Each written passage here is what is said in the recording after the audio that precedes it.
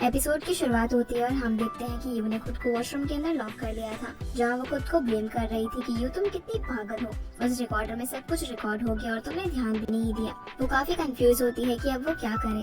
तभी इन दोनों की ब्रेसलेट में हार्ट का साइन आ जाता है, क्योंकि दोनों की हार्ट बीट काफी तेज हो चुकी थी। खैर आगे यू अपना फोन लेकर वहाँ से जाने लगती है, लेकिन तभी वो रुक जाती है ये सोच कर कि शायद हान उसे कुछ पूछ ले, लेकिन हान उसे कुछ भी नहीं पूछता, इसीलिए वो वहाँ से चली जाती है। जिसके बाद हान वेंगू के पास जाता है और उसे बताता है कि यू मुझे लाइक करती है।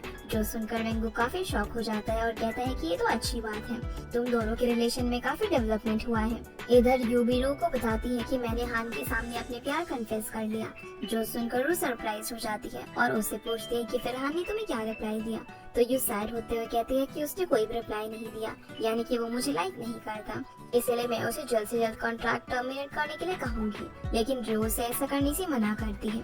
दूसरी तरफ हान की भी समझ नहीं आ रहा था कि अब वो क्या करे। फिर वेंगू उसे एडवाइस देता है कि तुम्हें भी यू के सामने अपने लव को जल्द से जल्द कन्फेस कर देना चाहिए, क्योंकि इस बात का फांग भी फायदा उठा सकता है। जिसके अगले दिन फांग यू को पिक करने के लिए उसके घर जाता है, क्योंकि आज ही दोनों माउंटेन विला जा रहे थे। इसी बीच बाऊ यू के पास कॉल करता है, तो यू उसे बता देती है कि मैं फिलहाल माउंटेन विला जा रही हूँ, इसलिए मैं तुमसे बाद में मिलूंगी। ये पता लगते ही बाऊ हान के पास कॉल करता है और उसे इस बारे में बताता है। तो हान भी बाऊ को लेकर माउंटेन विला पहुँच जाता है, जहाँ हान यू और फांग के काम में दखल देता है। इसी बीच वो यू का हाथ पकड़कर कहता है कि मैं तुमसे कुछ कहना चाहता हूँ। इससे पहले कि वो कुछ बोल पाता, यू से कहती है कि अगर तुम मुझे रिफ्यूज करने पर गिल्टी फील कर रहे हो तो ऐसा फील करने की जरूरत नहीं है। तभी हान उसे साइड में लेकर जाता है और कहता है कि तुम दूसरे आदमी के साथ में नहीं रह सकती, क्योंकि अभी मैंने कॉन्ट्रैक्ट टर्मिनेट नहीं किया है, इसलिए तुम अभी भी मेरी वाइफ हो। लेकिन यू उसकी एक नहीं सुनती और अंदर जाकर डोर क्लोज कर लेती है। जिसके बाद फान हान को पूछता है कि क्या तुम यू को लाइक करते हो, जिस पर हान कहता है कि हाँ वो मेरी वाइफ है। तो फान कहता है कि मेरे अकॉर्डिंग तो विदाउट लव ये एक फेक मैरिज ही है और अब वो तुम्हारे साथ ब्रेकअप करने जा रही है, इसलिए तुम उसे परेशान मत करो। तो फांग उसे कहता है कि अगर तुम उसे लाइक करते हो तो उसे बता दो और इस तरह उसे हर्ट मत करो, क्योंकि मैं भी उसे लाइक करता हूँ। फिर हान कहता है कि तुम उसे इस बार में क्यों नहीं बता देते। तो फांग कहता है कि मैं यू को हर्ट नहीं करना चाहता और मैं तो बस उसे खुश देखना चाहता हूँ। तो हान कहता है कि ठीक है, फिर तुम्हें हम दोनों के रिलेशन पर ध्यान नहीं देना चाहिए। ये कहकर वो वहाँ से चला जाता है। इधर रू किसी से बात करते करते वेंगू के पास आती है, जिसे देखकर वेंगू कहता है कि अगर तुम मेरे साथ डेट करना चाहती हो तो मुझे हिंट्स देने के बजाय साफ साफ इस बारे में बता दो, और वैसे तुम इतने अच्छे से ड्रेसअप करके कहाँ जा रही हो। तो रू उसे कहती है कि आज मेरी टीटी ग्रुप की सीईओ मिस्टर वांग के साथ रेस्टोरेंट में अपॉइंटमेंट है। जो सुनते ही वेंगू उसे समझाने लगता है कि तुम्हें ऐसे लोगों से दूर रहना चाहिए, क्योंकि तुम्हें पता होगा कि उसने कितनी लड़कियों को चीट किया है। लेकिन रोज की एक नहीं सुनती और टशन मारते हुए यहाँ से चली जाती है। जिसकी जाने के बाद वेंगू की सोच सोच कर हालत खराब हो जाती है, क्योंकि वो भला रो को किसी के साथ फ्री कैसे देख सकता था। इसीलिए वो रेस्टोरेंट के बाहर पहुँच जाता है और जब ये दोनों रेस्टोरेंट से बाहर निकलते हैं तो वेंगू इनका पीछा करते करते रू के घर तक पहुँच जाता है, क्योंकि वांग रू को घर तक ड्रॉप करने के लिए आया था। अब यहाँ रू वांग को हक करती है।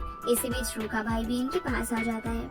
इधर वेंगू ये सब अपनी गाड़ी के अंदर बैठकर देख रहा था और उसकी तो जलन के मारे हालत खराब हो चुकी थी। जब वांग यहाँ से चला जाता है तो वेंगू रू के पास जाता है, जिसे देखकर उसका भाई कहता है कि तुम कौन हो और तुम्हें क्या चाहिए। लेकिन वेंगू उल्टा उसी से सवाल करता है, तो वो बताता है कि मैं यू का भाई हूँ और मैं तो बस अपनी बहन से 50,000 युआन उधार लेना चाहता हूँ। दरअसल यू का भाई कई दिनों से उससे पैसे मांग रहा था, लेकिन यू को पता था कि वो सारे पैसे ऐसे ही गैम्बलिंग वगैरह में लगा देगा, इसीलिए वो उसे पैसे नहीं दे रही थी। जो देखकर वेंगू से अपनी वॉच निकाल कर देने लगता है, लेकिन रोज से ऐसा करने से मना करती है, तो उसका भाई उसके हाथ से पेपर बैग छीन लेता है। पर जब वो उसे देखता है तो वो बिल्कुल खाली था। फिर यू वेंगू को कहती है कि तुम्हें लगा होगा कि मैं दूसरे लोगों से गिफ्ट लेती हूँ और उनके साथ अय्याशी करती हूँ, लेकिन मैं इस टाइप की लड़की नहीं हूँ और तुम बस जेलस फील कर रहे हो। ये कहकर वो वहाँ से चली जाती है। फिर वेंगू भी वहाँ से जाने लगता है तो उसकी नजर आंटी पर पड़ती है, जो कि ड्राइवर जैंग को पैसे से भरा एक एनवेलप दे रही थी, यानी कि आंटी का जैंग के साथ कोई कनेक्शन है। तभी ये लोग वेंगू को देख लेते हैं और यहाँ से भाग जाते हैं। दूसरी तरफ हम हान और यू को देखते हैं, जो कि बाऊ के साथ एंजॉय कर रहे थे। जिसके बाद यू बाऊ को सुलाने लगती है, तो बाऊ से गाना गाने के लिए कहता है,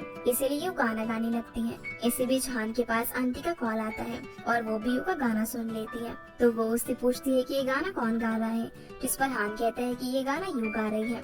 जो सुनते ही आंटी कॉल कट कर देती है, और यहाँ हमें फ्लैशबैक सीन से पता चलता है कि उस रात एक्सीडेंट में यू ने ही बाओ की जान बचाई थी और एक्सीडेंट होने से पहले ड्राइवर ने आंटी के पास कॉल किया था। और जब यू बाओ को ये गाना सुनाकर चुप कराने की कोशिश कर रही थी तो आंटी ने सब कुछ सुन लिया था। इसीलिए प्रेजेंट में आंटी श्योर हो जाती है कि यू ने ही उस दिन बाओ को बचाया था। अगले दिन यू और हान बाओ के साथ स्कूल में जाते हैं जहाँ बाओ फंक्शन में सिंगिंग करके दिखाता है।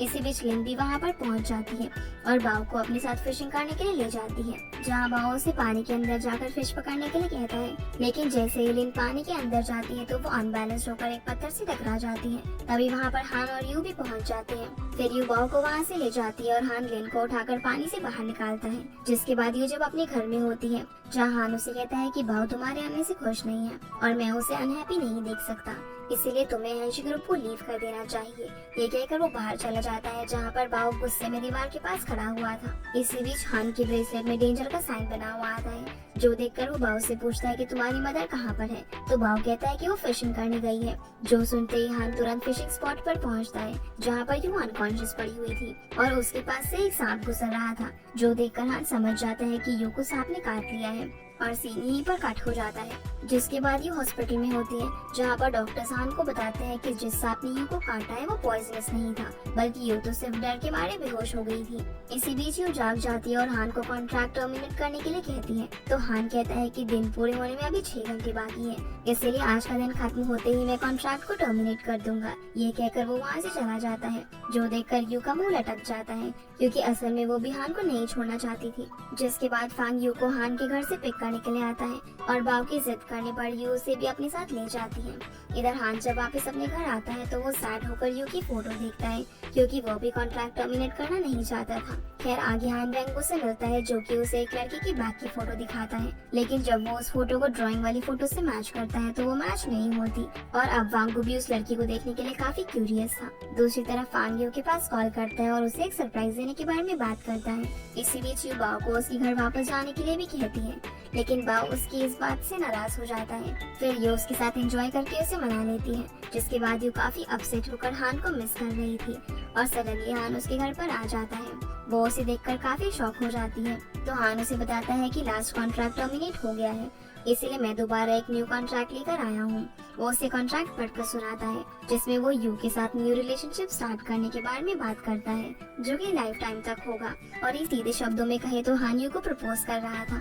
अब इससे पहले कि यू कुछ रिस्पॉन्स दे पाती हान उसे किस कर देता है तो यू भी उसे किस करती है और ये काफी रोमांटिक मोमेंट बन जाता है। जिसके बाद बाओ वहाँ पर आता है और यू को किस करता है और ये तीनों काफी खुश हो जाते हैं। इससे बीच यू के पास फांग की कॉल आती है जो कि उसे घर के बाहर बुला रहा था, इसीलिए यू फटाफट से घर के बाहर चली जाती है। जिसे देखकर हान बाओ को पूछता है कि फांग तुम्हारी मॉम से मिलने के लिए क्यों आया। तो बाओ उसे बता देता है कि फांग कॉल पर मॉम को कुछ सरप्राइज देने के बारे में बात कर रहा था। वही फांग यू से पूछता है कि आखिर तुम्हें आज ऐसा क्या मिल गया जो तुम इतना ब्लश कर रही हो। इसी बीच वो यू के फेस को टच करने वाला था पर अचानक से वहाँ पर हान बाओ के साथ बीच में पहुँच जाता है। फिर हान इन दोनों को गाड़ी में बैठाकर फांग को कहता है कि अब तुम यू के सपने देखना बंद करो क्योंकि अब हम दोनों ऑफिशियली डेट कर रहे हैं। ये कहकर हान वहाँ से जाने लगता है और फांग काफी ज्यादा अपसेट हो जाता है। वही हान यू को बताता है कि फांग तुमसे ये कहने के लिए आया था कि वो तुम्हारे साथ तुम्हारे आइडल के कॉन्सर्ट में नहीं जा पाएगा, लेकिन तुम चिंता मत करो, हम तीनों साथ में वहाँ पर जाएंगे। पर असल में फांग यू को उसके आइडल के कॉन्सर्ट के बारे में बताने के लिए आया था और वो उसके साथ जाना चाहता था। अब हान ने यू को खुश करने के लिए घर के फ्रीजर में काफी सारे स्नैक्स रख दिए थे। जिसके बाद ये दोनों साथ में बैठकर टीवी देखते हैं जिसमें एक किसिंग सीन चल रहा था जो देखकर हान एक्साइटेड हो जाता है और वो यू के करीब आने लगता है, लेकिन यू उसे किस नहीं करना चाहती थी, इसीलिए वो चैनल ही चेंज कर देती है और टीवी देखते देखते ही हान के साथ वहीं पर सो जाती है। अगले दिन जब हान अपने ऑफिस में ईयरफोन्स लगाकर डांस कर रहा था तो सारे स्टाफ मेंबर्स उसका ये ड्रामा देख रहे थे, लेकिन सेक्रेटरी सभी को वहाँ से भगा देती है और हान के पास जाकर उसे आज के काम के बारे में बातें करने लगती है। वहीं हम यू को देखते हैं जो कि खुशी खुशी अपने काम पर आती है, जहाँ एक टीचर उसे खुश देखकर कहती है कि शायद उसके हार्ट को किसी ने शूट कर दिया है। इसके बाद हम देखते हैं कि लिन हान से मिलती है तो हान उसे दोबारा रिजाइन करने के लिए कहता है और जब लिन उससे पूछती है कि क्या तुम सच में मुझसे शादी नहीं करोगे तो हान उसे कह देता है कि शादी की तो तुम बात ही मत करना क्योंकि अगर ये मेरी गर्लफ्रेंड ने सुन लिया तो वो नाराज हो जाएगी। जो सुनते ही लिन शॉक हो जाती है और उसे उसकी गर्लफ्रेंड के बारे में पूछती है तो हान उसे बताता है कि मैं अब यू के साथ फॉर्मल रिलेशनशिप में हूँ। जो सुनकर ली का मुंह देखने लायक हो जाता है, जिसके बाद हान यू के पास मैसेज करके उसे कंपनी में आने को बोलता है ताकि वो दोनों ऑफिशियली कॉन्ट्रैक्ट को साइन कर सके। और कुछ ही देर बाद यू कंपनी में पहुंच जाती है, जहाँ पर हान ने अपने सारे स्टाफ मेंबर्स को इकट्ठा किया हुआ था, जहाँ यू उसके सामने अपनी कंडीशन रखती है कि वो तभी कॉन्ट्रैक्ट पर साइन करेगी जब वो अपनी ट्रू फीलिंग्स को उसके सामने एक्सप्रेस करेगा। जो सुनते ही हान स्टाफ मेंबर्स को बाहर भेज देता है और गेस करने लगता है कि आखिर यू उसके मुंह से क्या सुनना चाहती है, और हान तो उल्टी सीधी चीजें गेस कर रहा था। हालांकि उसका सेक्रेटरी बाहर से ही लिखकर उसे अपनी ओपिनियन दे रहा था, लेकिन हान यू को इम्प्रेस नहीं कर पाता, जिस कारण से यू इरिटेट हो जाती है और गुस्से में वहाँ से चली जाती है। इधर हम वेंको को देखते हैं, जो कि पार्किंग में वांग को रोककर उसके साथ बहस कर रहा था। वो उसे कहता है कि तुम्हारे लिए यही अच्छा होगा कि तुम रू से दूर रहो, जिस पर वांग कहता है कि तुम चिंता मत करो, ऐसी बात नहीं है, बल्कि वही मुझसे मिलना चाहती थी और उसने तो मुझे ब्रदर इन लॉ कहकर बुलाया था, और वैसे भी मुझे उसके अंदर कोई इंटरेस्ट नहीं है। जिसके बाद वेंको यू को रू के भाई के बारे में पूछता है कि आखिर उसका भाई उसके लिए ट्रबल्स क्यों क्रिएट करता है, तो यू बताती है कि उसका भाई खुद तो कुछ भी काम नहीं करता और हमेशा रू को ही पैसों के लिए तंग करता रहता है। इसी बीच वेंगो रू के रिलेशनशिप के बारे में पूछता है, तो यू बताती है कि पास में उसका एक बॉयफ्रेंड था, लेकिन मेरे अकॉर्डिंग उसने रू को टच तक नहीं किया। साथ ही साथ वो ये भी कहती है कि रू को उन लोगों से काफी नफरत है जो कि उसका पास जानने की कोशिश करते हैं। जिसके बाद वेंगो हान को एडवाइस देता है कि तुम यू के साथ एक परफेक्ट डेट करो। इसीलिए अगले सीन में हम हान को देखते हैं, जो कि यू को फिशिंग स्पॉट पर लाया था, जहाँ यू को मच्छर काट रहे थे और वो काफी ज्यादा इरिटेट हो जाती है, क्योंकि उसे तो लगा था कि शायद हान उसे किसी अच्छी सी डेस्टिनेशन पर लेकर जाएगा।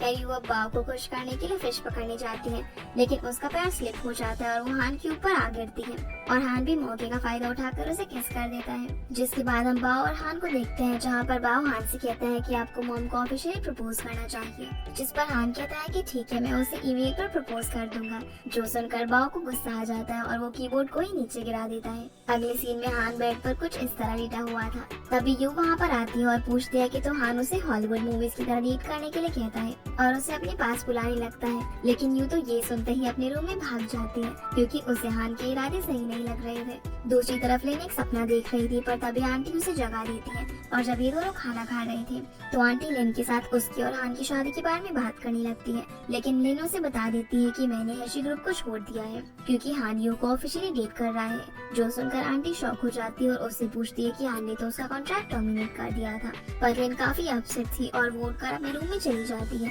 अब आंटी हान के पास कॉल करके उसे दोबारा कन्विंस करने की कोशिश करती है, लेकिन हान उसकी एक नहीं सुनता। जिसके बाद आंटी यू के साथ एक रेस्टोरेंट में बैठकर इस बारे में बात करती है और उसे हान को छोड़ने के लिए कन्विंस करने की कोशिश करती है। तो यू उसे कहती है कि हान अपने बिजनेस में फायदे के लिए शादी नहीं करना चाहता, इसलिए मैं भी उसके अगेंस्ट नहीं जा सकती। साथ ही साथ ये उसे सेल्फिश भी कह देती है, क्योंकि आंटी अपने फायदे के लिए हान के पीछे पड़ी हुई थी। तभी वहाँ पर हान आ जाता है और आंटी को कहता है कि यू को एम्बैरेस करने की कोशिश मत करो, क्योंकि वो ये सब हैंडल नहीं कर पाएगी और मैं सिर्फ उसी से शादी करूंगा जो मुझे पसंद है, इसीलिए आप हमारे रिलेशनशिप के बीच में इंटरफेयर मत करो। जो सुनकर आंटी का चेहरा देखने लायक हो जाता है और हान यू को अपने साथ ले जाता है। बाहर आकर यू हान की काफी तारीफ करती है, क्योंकि अब तो हान उसके फेवर में बोलने लगा था। इसी बीच हान यू को ऑफिशियली प्रपोज कर देता है और यू ये देखकर काफी खुश होती है। फिर ये दोनों एक दूसरे को हक करते हैं। दूसरी तरफ लेन फांग से मिलती है और उसे कुछ पैसे पे करके मेडिसिन मांगती है, जो देखकर फांग उसे पूछता है कि क्या हुआ, लेकिन लेन उसे कुछ नहीं बताती। तो फांग उसे कहता है कि तुम्हें एंजाइटी डिसऑर्डर है, इसीलिए तुम्हें किसी साइकोलॉजिस्ट से लॉन्ग टर्म कंसल्टेशन लेनी चाहिए, और अगर तुम कहो तो मैं तुम्हारे लिए एक रिलायबल साइकोलॉजिस्ट को ढूंढ सकता हूँ। तुम चिंता मत करो, मैं तुम्हारी आइडेंटिटी भी रिवील नहीं करूंगा। लेकिन लेन उसे ये कहकर जाने लगती है कि कल मुझे मेडिसिन दे देना, यानी कि वो किसी साइकोलॉजिकल प्रॉब्लम को फेस कर रही थी। अगले दिन लिन खुद को कवर करके फांग के पास जाती है और उसे कहती है कि मैंने तुम्हें पैसे पे कर दिए, इसलिए तुम मुझे मेडिसिन क्यों नहीं दे रहे। तो फांग उसे एक फॉर्म दिखाते हुए कहता है कि मैं तुम्हें मेडिसिन तभी दूंगा जब तुम इस फॉर्म को फिल कर दोगी। लेकिन ये देखकर लिन कहती है कि मुझे किसी साइकोलॉजिस्ट की जरूरत नहीं है, बस तुम मुझे मेरी मेडिसिन दे दो। पर फांग उससे वो फॉर्म फिल करवा ही लेता है और उसे उसकी मेडिसिन दे देता है। जिसके बाद हान और यू अपने कुछ फ्रेंड्स के साथ पार्टी करते हैं, जहाँ पर जाओ इन दोनों को ट्रूथ और डेयर खेलने के लिए कहती है। अब ये दोनों जब अपनी गेम स्टार्ट करते हैं तो हान यू को पूछता है कि अगर मैं और फांग दोनों पानी में डूब रहे हो तो तुम सबसे पहले किसको बचाओगी। जिस पर यू कहती है कि मैं किसी को भी नहीं बचाऊंगी क्योंकि मुझे स्विमिंग नहीं आती। जो सुनते ही सभी लोग हंसने लगते हैं। फिर वो उससे पूछता है कि तुमने मुझे कब से लाइक करना शुरू किया था, जिस पर ये जवाब देती है कि तुम्हारे लाइक करने के बाद मैं भी तुम्हें लाइक करने लगी थी। फिर जया उन्हें फ्रेंच फ्राइज देखते हुए कहती है कि तुम्हें 15 सेकंड के अंदर खत्म करना होगा, और फिर ये दोनों कुछ इस तरह से फ्राइज को खाने लगते हैं। सभी लोग इन दोनों को देखकर हूटिंग करना शुरू कर देते हैं, पर आखिर में यू काफी ड्रिंक कर लेती है, जिस कारण से हान उसे इस तरह उठाकर घर ले जाता है। आगे यू हान के साथ आंटी के बारे में बात करती है और उसे इम्प्रेस करने के बारे में सोचती है, लेकिन हान उसे समझाता है कि तुम उसे हैंडल नहीं कर पाओगी। तभी यू हान से पूछती है कि आंटी को सबसे ज्यादा क्या चीज पसंद है, तो हान कहता है कि बिजनेस में तो उन्हें सिर्फ प्रॉफिट ही पसंद है, लेकिन गेम्स में उन्हें सबसे ज्यादा गोल्फ पसंद है। इसीलिए अगले दिन यू गोल्फ का सारा सामान लेकर आती है और इस गेम के बारे में काफी डीप स्टडी करती है। यही नहीं, वो इस गेम को लेकर इतना सीरियस हो जाती है कि वो सारा खाना जला देती है, और जब हान उसे इस बारे में बताता है तो वो उस पर भी ध्यान नहीं देती। दरअसल यू अब किसी भी तरह से आंटी को इम्प्रेस करना चाहती थी, ताकि आंटी भी इन दोनों के फेवर में आ जाए। अगले दिन यू हान के साथ गोल्फ ग्राउंड में प्रैक्टिस करने के लिए जाती है, जहाँ हान उसे गाइड करता है। इसी बीच ये दोनों लोगों की परवाह किए बिना वहाँ पर एक लॉन्ग किस भी करते हैं। तभी हान के पास कंपनी से एक अर्जेंट कॉल आता है और वो इस बार में यू को बताकर वहाँ से चला जाता है। जहाँ पहुंचकर उसे पता चलता है कि कंपनी का सारा स्टाफ रिजाइन देकर चला गया है और ये सब लिन ने ही करवाया था, जो देखकर हान काफी परेशान हो जाता है और अपनी सेक्रेटरीज को कोई सोल्यूशन ढूंढने के लिए कहता है। अब रात में ड्राइवर जैंग एक बार फिर से आंटी से मिलता है और उससे पैसे की डिमांड करने लगता है। इससे बीच यू इन दोनों को देख लेती है और उसे लगता है कि शायद कोई पर्सन आंटी को बुली कर रहा है, इसलिए वो सीधा जाकर जैंग पर अटैक कर देती है, लेकिन आंटी उसे रोकती है और जैंग यू को देखकर वहाँ से भागने लगता है। पर उसका चेहरा देखकर यू भी समझ जाती है कि ये तो ड्राइवर जैंग है, जिसे हान इतने सालों से ढूंढ रहा है। वो उसका पीछा करने की सोचती है, लेकिन आंटी उसे रोक देती है और फिर वो उसे बताती है कि उस दिन वो एक्सीडेंट जैंग की वजह से नहीं, बल्कि हान की वजह से हुआ था। पर हान की ब्रेन में चोट लगने की वजह से उसकी मेमोरीज चली गई और उसे सीक्रेट के बारे में नहीं पता, इसीलिए मैंने इस सीक्रेट को छुपाने का डिसीजन लिया था। साथ ही साथ वो ये भी बताती है कि तुमने एक्सीडेंट वाले दिन जिस बच्चे को बचाया था वो कोई और नहीं बल्कि बाऊ ही था, और अगर इस बारे में हान को पता चल गया तो उसकी लाइफ स्ट्रेसफुल हो जाएगी, इसीलिए तुम प्लीज हान को छोड़ दो, और जैसे तुमने बाऊ को बचाया था वैसे ही हान को भी स्ट्रेस से बचा लो। इसी बीच यू के पास हान की कॉल आती है, लेकिन वो उसकी कॉल को काट देती है और आंटी के जाने के बाद वो उसकी बातें सोचकर काफी अपसेट हो जाती है। तभी उसके पास बाऊ का मैसेज आता है, जो कि उसे काफी मिस कर रहा था। फिर यू घर जाती है, पर तब तक बाऊ सो चुका था, जिसके बाद यू हान को देखती है तो वो भी सोफे पर सो रहा था और वो अपने भाई को सपने में देख रहा था। तभी वो एकदम से उठ जाता है और सामने यू को खड़ा हुआ देखता है, तो यू उसका हालचाल पूछती है और उसे उसके भाई के बारे में पूछती है, जिस पर हान बताता है कि मेरा भाई काफी वार्म और केयरफुल पर्सन था और जब मैं 12 साल का था तो मेरी मॉम की डेथ हो गई थी, जिसके बाद फादर काम में बहुत बिजी रहने लगे थे और मेरा भाई ही था जो मेरे साथ टाइम स्पेंड करता था, लेकिन उसे स्टडीज के लिए अब्रॉड जाना पड़ा था, इसीलिए वो कंपनी की रिस्पॉन्सिबिलिटी मेरे ऊपर छोड़कर अब्रॉड चला गया और वहाँ से वापस आने पर उसका एक्सीडेंट हो गया। इसी बीच हान उसे उस लड़की की ड्राइंग दिखाता है, तो ये देखकर यू समझ जाती है कि ये ड्राइंग उसी की है, इसीलिए वो उसे एक बार फिर से पूछती है कि क्या तुम श्योर हो कि ये लड़की तुम्हें सपने में दिखाई देती है। तो हान कहता है कि हाँ, लेकिन अब मुझे इसकी जरूरत नहीं है क्योंकि मेरी लाइफ में तुम जो आ गई हो। फिर यू वहाँ से अपने रूम में चली जाती है। अगले दिन हान यू को बताता है कि आज तुम्हारा आंटी के साथ मैच है, इसीलिए ये तीनों रेडी होकर गोल्फ ग्राउंड में पहुँच जाते हैं, जहाँ आंटी ऑलरेडी मौजूद थी। यहाँ ये दोनों यू को आंटी के पास अकेला छोड़कर उसे हार्ट साइन देते हुए वहाँ से चले जाते हैं, जो देखकर आंटी यू को कहती है कि ये दोनों वाकई तुमसे बहुत प्यार करते हैं, जिस पर यू कहती है कि मैं जल्दी आपकी विश को पूरी कर दूंगी, यानी कि यू ने हान को छोड़ने का फैसला कर लिया था।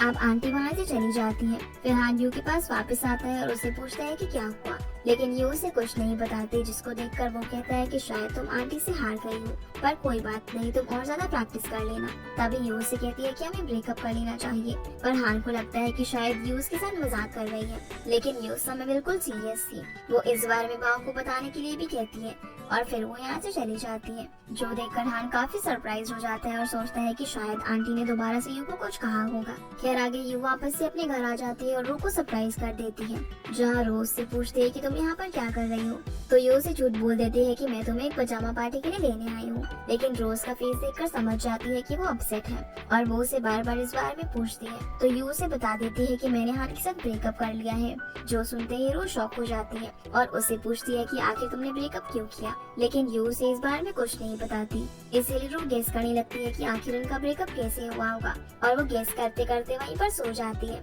इधर हम हान को देखते हैं, जो कि यू के घर के नीचे खड़ा होकर उसकी विंडो की ओर देख रहा था, लेकिन उसे यू दिखाई नहीं देती और वो वहाँ से चला जाता है। अगले दिन हान यू के घर पर आता है, लेकिन यू उसे अंदर ही नहीं आने देती और डोर ब्लॉक करके वहीं पर खड़ी हो जाती है। इसी बीच बाओ इन दोनों के बीच से निकलकर अंदर चला जाता है, जो देखकर यू सडनली डोर छोड़ देती है, जिस कारण से हान अचानक से उसके ऊपर आ गिरता है। हान उसे पूछता है कि तुमने ड्रिंक क्यों की, तो यू कहती है कि इससे तुम्हें क्या लेना देना। फिर वो उठकर वहाँ से जाने लगती है, लेकिन हान उसे पकड़कर हक कर लेता है।